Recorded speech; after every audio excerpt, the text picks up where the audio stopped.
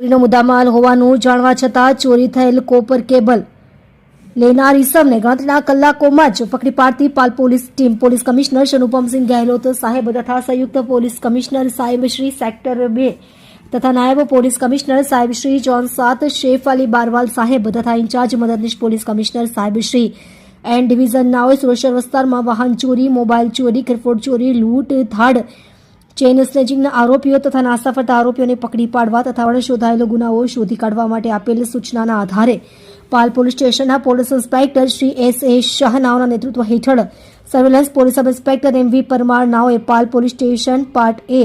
ગુનો registered number 2024 Bharatiya ન્યાય સંહિતા 2023ની કલમ 303(2), 54, 317(2) મુજબના ગુનાના આરોપીઓને શોધી કાઢવા સારું અલગ અલગ ટીમો બનાવેલ.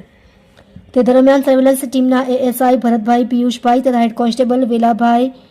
અજયભાઈ તથા હેડ કોન્સ્ટેબલ હિતેન્દ્રસિંહ અશોકસિંહ નાઓએ ટેકનિકલ વર્કઆઉટ તથા હ્યુમન સોર્સિસના આધારે